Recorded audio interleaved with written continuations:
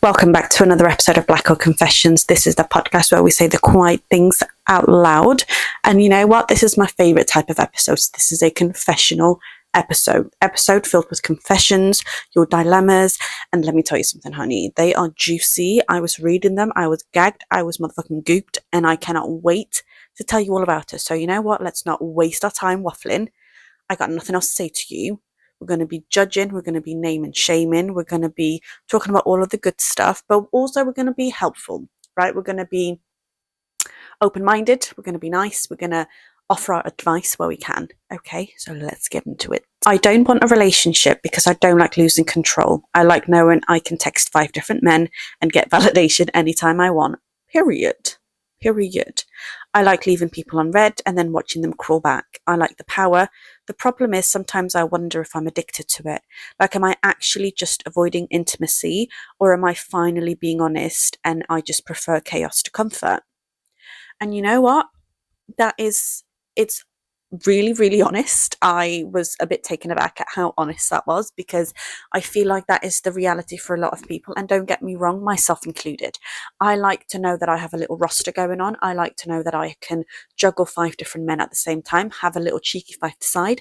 I love that. And I love to know that I have the option to pick, right? And I think what that really says about us more than anything is we are afraid to commit.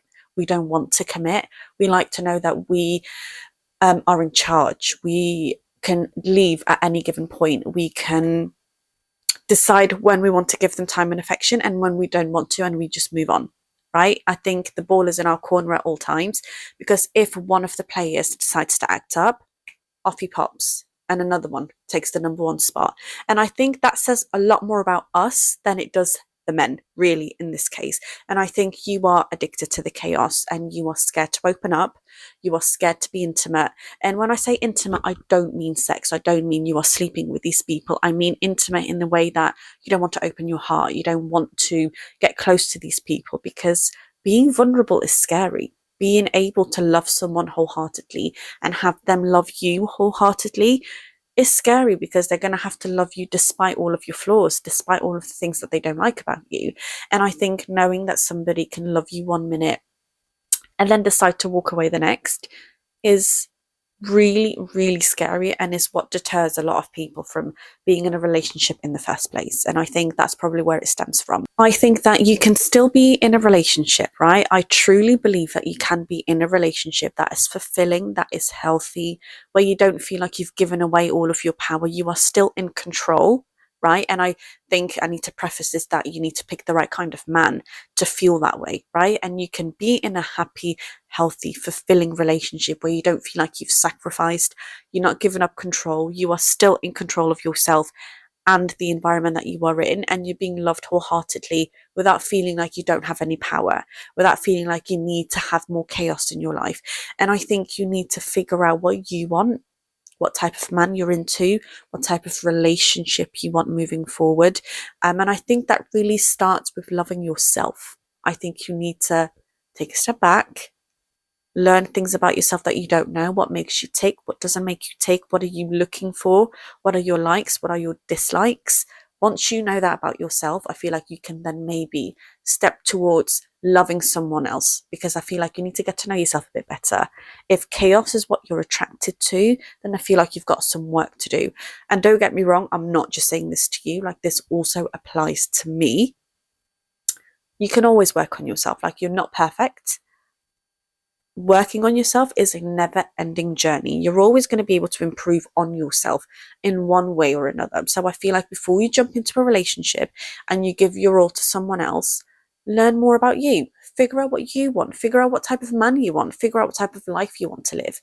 Once you know all of that, once you're secure with yourself, once you've made peace with your flaws, once you've made peace with the sides that you weren't necessarily happy with, I feel like you'll be in a spot to receive love. I feel like you'll be in a position to take in this love that you're being given without feeling like it's going to threaten your independence, without feeling like it's going to threaten your power, without feeling like you need to do something crazy and deter them.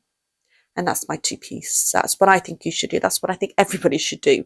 Heal yourself, love yourself, and then love someone else. I think that's it. The next one, confession number 2, it's titled Family Burden. And I actually was and ahhing about picking this confession because I feel like familial topics and familial relationships, I think it's so tricky. The dynamic is so different and it's so difficult. And it's a sensitive topic to talk about. But then that's exactly why I chose to talk about it, because I feel like those difficult conversations, they need to be had. And we're going to be having those in BGC. So let's go. I love my family, but sometimes I resent them. Oof. I resent being the one everyone calls when there's a crisis, the one that fixes everything, the one who sacrifices her own dreams because you're the strong one. I'm tired of being the strong one. I didn't ask to be responsible. I didn't ask to be the responsible eldest daughter, the emotional parent, the provider. And sometimes I wonder, if I cut everybody off and lived for me, would that make me selfish, or would that make me finally free? That one hit me in the chest. That one really, really did something, because I'm not the oldest daughter. I am the second oldest daughter. I have a sister who's older than me, and I've had really, really difficult conversations with my sister in regards to this. We have spoken about this in quite some depth and length, to just talk about what it's like to be the oldest daughter, the responsibilities you naturally take on because you are the eldest and you want to help and you want to be the helping hand, and you are your mother's right hand woman, and you naturally, as women, we're maternal, we're fixers. We like to fix things for people, right? So we naturally step into those roles, but sometimes we step into those roles and they are detrimental to ourselves. They take away from us. So we are pouring from an empty cup. We are filling everybody else's cup first, and we're leaving us completely empty. And you can't help and you can't pour from an empty cup, which is an analogy I often use when I talk about myself and when I need to take some well-needed R&R and I need to give myself some love and some grace and some self-care. I personally think in scenarios like this, I think you really need to have difficult conversations with your family. I think you need to talk about how you're feeling.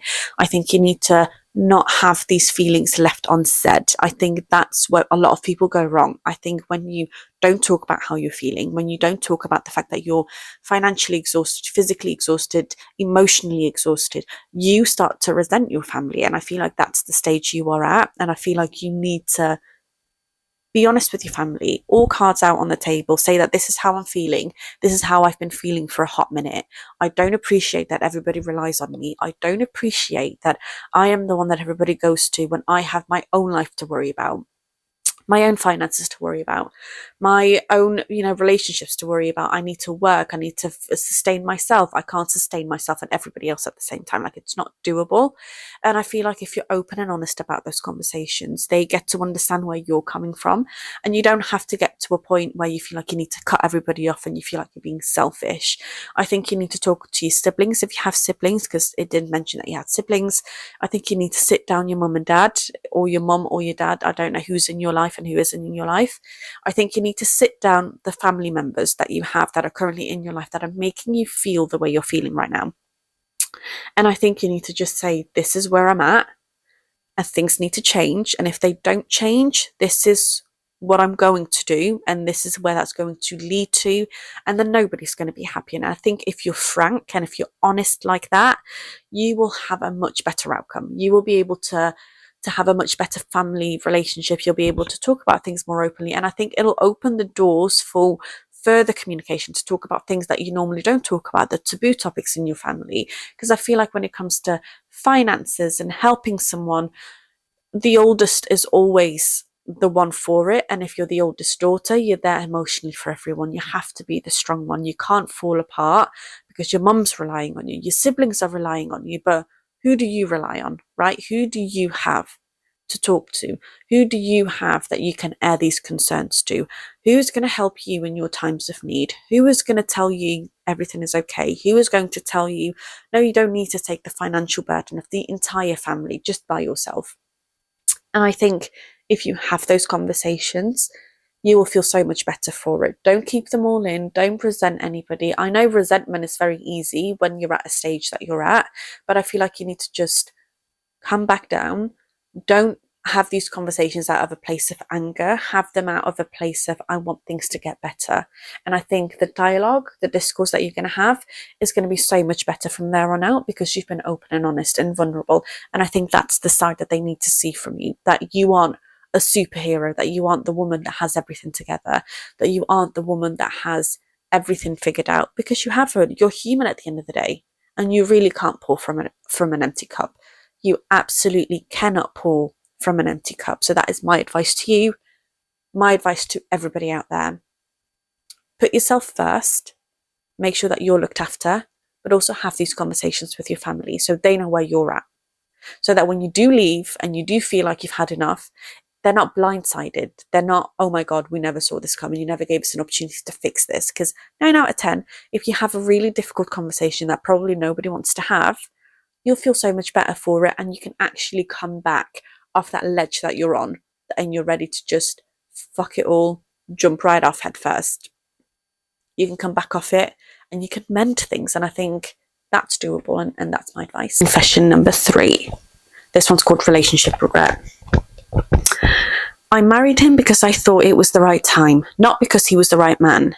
Everyone told me I was lucky, that he's stable, dependable, a good man. But stability feels like a prison when you're not in love. Oy, oy, oy. Sometimes I look at my life and wonder, did I marry him or did I settle? And what scares me the most is I already know the answer. And I'll be completely honest with you. And let me be real. This one actually gave me chills and it made me feel really sad, because I feel like society really pushes women towards stability. It pushes women towards go with what is going to make you feel safe, what's going to make sure that you are financially stable, your kids are financially stable. It doesn't really push the narrative of make sure that you are financially stable, make sure that you are financially stable, you have the money, and you have the safety net. Don't rely on a man. I think it really heavily pushes, go get a man that can give you everything that you need so you don't have to worry about that. But it doesn't teach you, it doesn't give you the tools how to be that person for yourself. And I think that's quite scary, that in 2025 that there are women still in relationships where they feel like they've settled, where they feel like they didn't have a choice because he was the most stable option at that time. And you didn't marry for love, you married because he had money, you married because he was able to give you all the things that you need, he was able to give you a roof above your head, or you were leaving a toxic family situation and he was just an escape, he was an out. And I feel like as society, we are letting women down. We have been let down, and we are living in a society where the infrastructure, the system is designed to keep it that way, right? It's not designed to make us thrive. It's not designed to make us feel like we are stable, we can have our own money, we can be who we need to be for ourselves. It doesn't do that. It wants us to be these little sacrificial lambs that are offered up to these men so we can stay under their thumb and they can control us and they can give us money and give us a weekly allowance instead of having your own purse, instead of being in charge of your own purse and having your own money and having that independence. That's not what is pushed. That's not the narrative that you're given. That's not what you're being spoon fed when you're young either. When you're young, you're always told marry a man that's, has a lot of money, that is stable, that comes from a good family, that's a good father for your kids. But you're not told go have a good education, go and earn money and go and be stable for yourself. Give yourself the emotional support that you need. Be emotional stable for yourself. Be financially stable for yourself. Create a safe environment for yourself so that you are self-sufficient and you're going to be self-sufficient for your kids. That's not something that you're told. It's not something that you're taught. It's not something that they want you to be or do, because why? If you are, you don't need the man. If you are self-sufficient, you will no longer need your own man. And I think that's what threatens the patriarchy and the system that they've built. Something else that absolutely terrifies me is when you're old and you're in bed or you're on your deathbed even, and you look back on your life and you realise that you've settled. You realise that you didn't pursue passion, you didn't pursue love, you didn't pursue art, you didn't pursue pleasure, intimacy, all of these things that are great in life. You've settled for somebody that made you feel safe and stable, when all along you could have given that yourself, when all along you could have been that person for yourself. And I always say this, get into a relationship where you know that if they were to walk away, you're still going to be fine because you're self-sufficient. You can do things on your own. You're not reliant on this man. And that's not to say that you can't rely on your man. That's not to say that this man can't provide for you. But don't be in a position where you are reliant on him for everything, because I don't think that's a good position to be in. And unfortunately, and it's not the position that this particular individual finds themselves in, but they've settled. They have, instead of pursuing passion, instead of pursuing love, instead of pursuing what they want, they settled for stability. They settled for safety, for something that they know, that they can sustain for a long time. And I think for you in particular, my advice would be, figure out if you can love this person, because obviously you're married. I don't know whether kids are in play. Were kids in play? Let me double check. Okay, it doesn't mention anything about kids. It doesn't say anything about children. This particular scenario, my advice for you is, try and see if you can love him. Try and see if you can reignite the spark or something. See if you can build on whatever foundation you've already built with this individual. See if you can make it work, because I think it'd be a shame to walk away from a relationship and a marriage that you've had for X amount of years and to just leave it.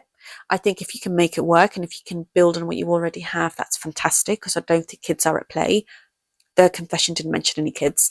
But also, if that's not the case, I think you need to walk away. I think you need to say, listen, I have given it everything I've got. I have tried to love you. I've tried to build this life with you, but it's just not working for me. I'm not fulfilled. My cup is not being filled. I'm settling here. Maybe don't say I'm settling, because I feel like that's quite harsh. Maybe don't do that. But just be honest and say, this is not what I envisioned for myself. I'm not happy because I am not being fulfilled in many different ways. And I think that's absolutely fine, because don't forget, if a man is not feeling fulfilled, he would leave in a heartbeat. He would not stick around. He would not be happy to just be here and thug it out with you. He wouldn't do that. He would go and pursue that passion. He would go and try and find out what makes him happy, and he would actively go after that. So I think you owe it to yourself to do the exact same thing and just be honest with him, and then go start live your life. Discover what makes you happy. Discover what makes you tick. Discover what makes you have that zhuzh and zest for life again. I think that's what you need to do. Go on holiday, go on adventures, go on solo dates, rediscover you, and rediscover what makes you happy and what type of love you want, and then go actively find that. And I think most importantly, go and pursue different passions. Don't settle for anything. Start a new business, go back into education, go start dating, and date just to date. Don't date for marriage. Date just to find out what you like and what you dislike, because that's the only way you're going to figure it out. Just try different flavors, see what's out there, live your very best life, and then once you're ready for love, it'll come to you. And when you're ready to be loved and love someone, you'll know. And I think once you're at that pace, once you're in a much better mental health and mental state, things will fall into place for you. Confession number 4. I don't want kids. And I don't just mean right now, I mean ever. Every time I say it, people laugh, tell me I'll change my mind. But what if I don't? What if I want my freedom, my career, my peace? And what if my peace matters more than motherhood ever could? And here's the truth that nobody ever says out loud. Sometimes I look at women who have kids and I see the exhaustion, I see the resentment, I see the loss of self, and I know deep down I don't want that life for me. Not now, not ever. And you know what? I think it's so taboo for people to say, or for women to say, I don't want kids. And I don't think there's anything wrong with that. At the end of the day, this life is yours. And if you don't want to make the sacrifices that come with motherhood, that is absolutely fine. Like, I don't have an awful lot of advice to give you because I feel like you are completely right. You have autonomy over yourself and over your body. If you decide you don't want kids, you don't want kids. If you do want kids, you do want kids, and you're not wrong for either or. Like, we're not judging you for either or, and we're okay with the idea of not having kids. I feel like society has moved forward to that place. Is there a lot of work that we still need to do? Absolutely. Do women still get frowned upon for not having kids? Yes, but you need to just block that noise out, because you are true. You are completely right. What you're saying is 100% the truth, because I do see in women They are exhausted. Some people regret having kids. You do lose a part of yourself. You lose your identity. Sometimes people lose their marriages. So it's not for everybody. Not everybody is designed to be a mother, and that's okay. And I feel like you know what's best for you. You know what's right for you, and you need to follow your gut, your instincts, because you know what's right. If you don't want kids, don't have kids. If you want kids, breed till your heart's content. No one's stopping you. But what we do need to do is stop judge women for either wanting kids or not wanting kids. Stop judging women, period. You're not in charge of their body. You don't have autonomy over what they do. That's not your right to say yes or no. It absolutely isn't. So my 2 pieces: follow your gut. You're right regardless. We love you regardless, whether you have kids or you don't have kids. You choose for yourself, and don't ever let a dusty, crusty, icky man tell you that you need to have his kids, because honey, you don't. You don't. And that is it for today. I hope you have loved these confessions. I have loved reading these out to you. As always, you can go on at blackgirlconfessions.com, submit your confessions. You can email me at hello@blackgirlconfessions. You can send me DMs at blackgirlconfessionspod for Instagram, and for TikTok you can DM me on blackgirlconfessions. I love to hear from you. Please send those in. I read every DM, I read every confession, and let's dissect them all. And as always, I will see you fuckers next Monday. Bye.